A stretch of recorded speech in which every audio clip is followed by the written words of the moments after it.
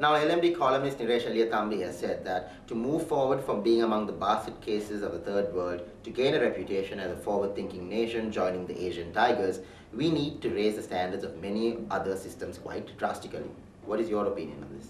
Yeah, I think Sri Lanka has mix of positives and negatives, particularly if you compare with the direct competitive nations in the South Asian subcontinent.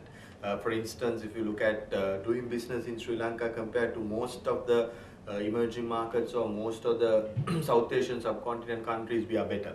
We have a good system. I mean, we have a better system, but that doesn't mean that we have a good system or a perfect system or a system that is comparable with the developing economies. So we have still room to improve on that side in terms of doing certain aspects of business approvals to tax systems to getting things done in the bureaucracy within the government institutions and etc. So that's one side of it. The other side is I would say the social aspect of it. There's social security aspect. Then there is a lot of important connectivities that have to I think get into shape, particularly relating to the social infrastructure.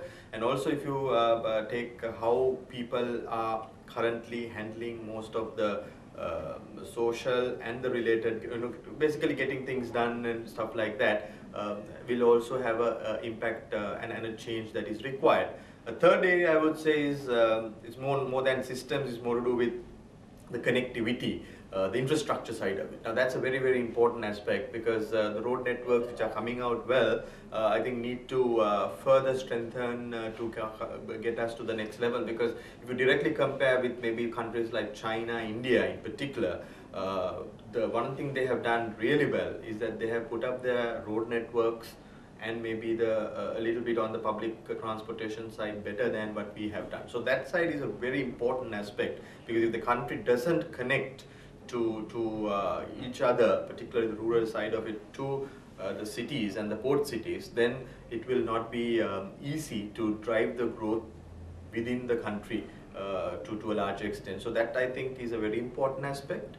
But having said that, the work is happening, and maybe you need to have some specific areas addressed, I think particularly relating to these connectivity of the main cities, which is the biggest challenge. The Southern Expressway is a great example. It connects Galle and maybe up to Kottava, but then Colombo to Kottava is a challenge. So similarly Colombo Kandy. So these key highways that are being talked about, I think will make a big difference when it comes to the infrastructure and connectivity and how we position Sri Lanka compared to most of our regional competitive nations.